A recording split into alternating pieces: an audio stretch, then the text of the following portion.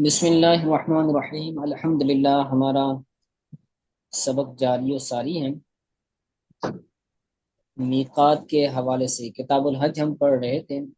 کتاب الحج کے اندر ہم نے جو سبق شروع کیا تھا، شروع کے اندر ہم نے کتاب الحج پڑھا۔ کتاب الحج کے اندر ہم نے سب سے پہلے حج کی تعریف پڑھی، پھر حج کی تعریف کے اندر حج کی تعریف کے بعد حج کی شرائط بیان کی گئی کہ حج کس پر فرض ہوگا۔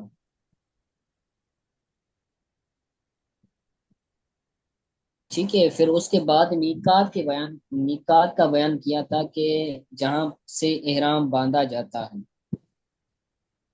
تو میقات کتنے ہیں؟ میقات 5 ہیں، جس سے جن سے احرام باندھا جاتا ہے، جن میں سے پہلا ہے ذوالحلیفہ، اس کے بعد ہے ذات عرق، قرن المنازل، یلملم اور جحفہ۔ ٹھیک ہے، ذوالحلیفہ اور جحفہ، ذات عرق، قرن المنازل اور یلملم، اس کو بولا جاتا ہے یہ کیا ہے؟ یہ 5 میقات ہیں۔ یعنی اگر کوئی بندہ باہر سے آتا ہے، آفاق سے آتا ہے، اب آفاق سے کہتے ہیں اس کا بھی میں بیان کرتا ہوں۔ 3 چیزیں ہیں، ایک ہے حرم، ایک ہے حل اور دوسرا ہے آفاق۔ جیسے حرم کہتے ہیں نا، حرم کی زمین اور قدم رکھ کے چلنا، تو حرم ایک چیز ہے۔ حرم کعبہ مکہ شریف، مدینہ منورہ کے اندر بھی مسجد حرام ہے، اور مسجد نبوی ہے، اور کعبۃ اللہ شریف کے اندر جو مسجد ہے اس کو مسجد حرام بولا جاتا ہے۔ تو حرمین شریفین یعنی حضور صلی اللہ علیہ وسلم کا حرم اور بیت اللہ شریف کا حرم، تو ان دونوں کو حرمین شریفین بولا جاتا ہے۔ تو ایک ہوتا ہے حرم، دوسرا ہوتا ہے حل، اور تیسرا ہوتا ہے آفاق۔ تو جو بندہ آفاق سے آتا ہے، یعنی جو حرم سے بھی باہر ہے اور جو حل سے بھی باہر ہے، اور جو بندہ آفاقی، تو وہ آفاقی کہلائے گا۔ جو بندہ ہل سے باہر ہے، یہ جو گرین گرین نظر آ رہا ہے، یہ گرین گرین یہ سارا کا سارا ہل ہے، یہ گرین سارا کا سارا ہل ہے، اور یہ جو پرپل ہے، یہ جو پرپل کلر کا ہے، تو اس کو بولا جاتا ہے یہ حرم ہے، حرم پاک ہے، حرم شریف ہے۔ ٹھیک ہے، اور اس کے علاوہ یہ جو یلو یلو نظر آ رہا ہے، پیلا پیلا، تو یہ کیا ہے؟ یہ آفاق ہے۔ تو جو بھی بندہ آفاق سے آئے گا، جو بھی بندہ آفاق سے آئے اس کو کہتے ہیں آفاقی، کہ یہ آفاق سے آنے والا ہے، آفاق میں رہنے والا ہے۔ تو پاکستان بھی کیا ہے؟ یہ آفاق کے اندر ہے، ہندوستان بھی آفاق کے اندر ہے۔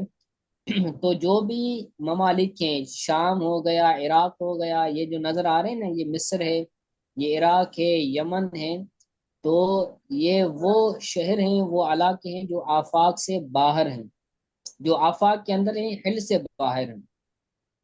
تو جو بندہ آفاق سے حرمین شریفین آئے گا، حرم شریف کو آئے گا، تو وہ جو ہوگا نا، وہ اس سے پہلے، حل سے پہلے، یعنی میقات سے پہلے وہ حرم باندھ لے گا۔ اس کا حرم کے اندر، حل کے اندر داخل ہونے سے پہلے اس کا حالت احرام میں ہونا ضروری ہے، چاہے وہ عمرہ کرنے کے لیے آئے، چاہے وہ حج کرنے کے لیے آئے۔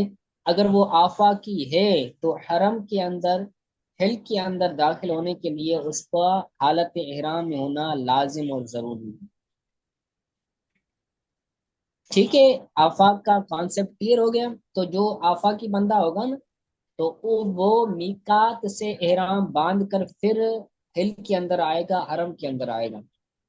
تو ان آفاقیوں کے لیے یہ 5 میقات ہیں: ذوالحلیفہ، ذات عرق، کرن المنازل، یلملم اور جحفہ۔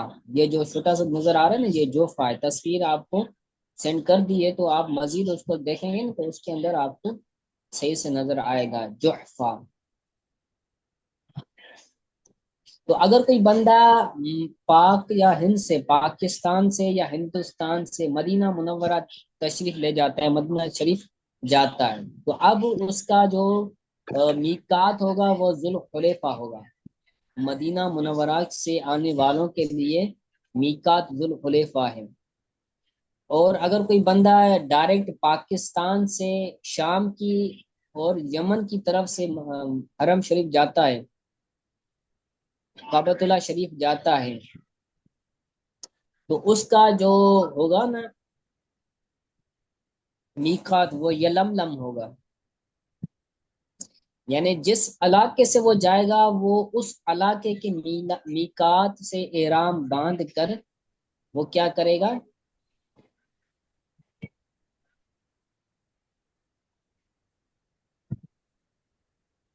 وہ احرام باندھے گا۔ صحیح ہے۔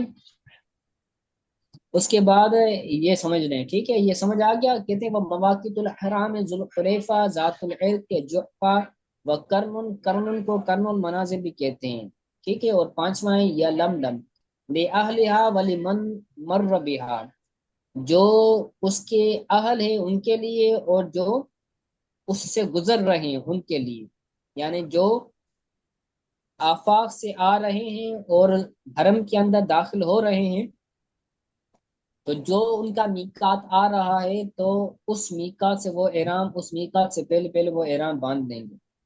اور اگر وہ ایسا نہیں کر رہا، بلکہ اس کا میقات اپنا الگ ہے، لیکن وہ دوسرے طریقے سے جاتا ہے، جیسے ڈائریکٹ وہ حرم شریف نہیں جاتا، وہ مدینہ شریف جاتا ہے، مدینہ منورہ جاتا ہے، تو مدینہ منورہ سے اگر کوئی بندہ حرم پاک آتا ہے، بیت اللہ شریف آتا ہے، تو کیا ہوگا؟ اس کا جو بنے گا نا میقات، وہ ذوالحلیفہ بنے گا۔ مدینہ منورہ سے آنے والے لوگوں کے لیے کیا ہے؟ ذوالحلیفہ۔ تو ومن مر بہا، جو جس میقات سے گزرے گا اس کا میقات وہی ہوگا۔ ٹھیک ہے، یہ ہو گیا۔ وصح تقدیم ہو علیہ، میقات سے پہلے احرام کو باندھنا درست ہے۔ میقات سے پہلے احرام کا باندھنا یہ درست ہے۔ جیسے بندے بسا اوقات کچھ لوگ گھر سے احرام باندھ کر چلے جاتے ہیں، چاہے عمرے کا ہو چاہے حج کا ہو، یا پھر ایئرپورٹ سے باندھ کر چلے جاتے ہیں، تو یہ بھی درست ہے، گھر سے باندھنا بھی درست ہے۔ اور اگر میقات آنے سے پہلے پہلے، جب میقات کا وہ وقت آتا ہے، وہ مقام آتا ہے، تو جہاز کے اندر اعلان ہوتا ہے کہ بھائی میقات آنے والا ہے، جو حاجی حج کرنے کے لیے جا رہے ہیں یا عمرہ کرنے کے لیے جا رہے ہیں تو وہ احرام باندھ لیں۔ تو اس وقت بھی اگر احرام باندھ لے گا تو اس کا احرام درست ہو جائے گا۔ تو صح تقدیم ہو علیہ، میقات سے پہلے احرام کا باندھنا، تقدیم ہو احرام کو مقدم کرنا میقات پر یہ جائز ہے۔ لا عکس ہو، اس کے برعکس نہیں کہ میقات کے گزرنے کے بعد جو ہے وہ نہیں کر سکتا، میقات کے بعد بندہ گزرنے کے بعد وہ نہیں باندھے گا۔ اگر کوئی میقات سے گزر گیا اور حل کے اندر آ گیا، جیسے کہ میں نے تصویر آپ کو دکھائی، تصویر میں کیا تھا کہ تصویر میں یہ گرین گرین جو نظر آ رہا ہے، یہ حل ہے۔ تو اگر کوئی بندہ آفاق سے آ رہا تھا تو اس کے لیے میقات سے احرام باندھنا ضروری ہے۔ اگر میقات پر اس نے احرام نہیں باندھا، بلکہ وہ حرم کے اس حل کے اندر داخل ہو گیا، اس گرین گرین ایریا کے اندر داخل ہو گیا، تو یہ ہلی کہلائے گا۔ اب ہل کے اندر وہ داخل ہو گیا، تو اب اس کے لیے کیا ضروری ہے؟ اس کے لیے جو میقات بنے گا وہ ہل ہوگا۔ وَلِدَاخِلِهَا الْحِلُّ، اور اس ہل کے اندر داخل ہونے والے کے لیے جو میقات ہوگا، جو احرام بندنے کی جگہ ہوگی، وہ ہل ہوگا۔ ٹھیک ہے۔ اور جو مکہ شریف میں رہ رہا ہے، مکی ہے جو، ولیل مکی، مکہ شریف میں رہائش پذیر ہے، تو اس کے لیے حج کا احرام باندھنے کے لیے حرم ہے۔ حرم کی بھی میں نے آپ کو سمجھایا کہ یہ جو گرین ہے نا، یہ جو پرپل ہے، یہ حرم کہلاتا ہے۔ تو اس ایریا میں جا کر بندہ جو ہے وہ احرام باندھ سکتا ہے۔ ادھر جا کر یا پھر حدیبیہ کی جانب جا کر یا عرفات کی طرف جا کر جو مکی ہے تو مکی اس طرف جا کر حج کا احرام باندھ سکتا ہے۔ اور جو حج کے علاوہ احرام باندھے گا تو اس کے لیے والحل للعمرۃ، اور عمرے کا احرام باندھنے کے لیے اس کو حل جانا پڑے گا، اس کا جو میقات بنے گا وہ حل بنے گا۔ ٹھیک ہے، تو یہ تین چیزیں تھی، ایک میقات تھا، ایک حل تھا، ایک حرم تھا۔ تو ان تینوں چیزوں کو یاد رکھیں، اور آپ یہ بھی پڑھ کر آئیے گا کہ ذوالحلیفہ کن لوگوں کے لیے، ذات علم کن کے لیے ہے، اور جحفہ کن کے لیے ہے، کرن المنازل کن کن کے لیے۔ تو یہ آپ پڑھ کر آئیے گا مقامات، کچھ آپ بھی غور و فکر کریں، تفکر کریں۔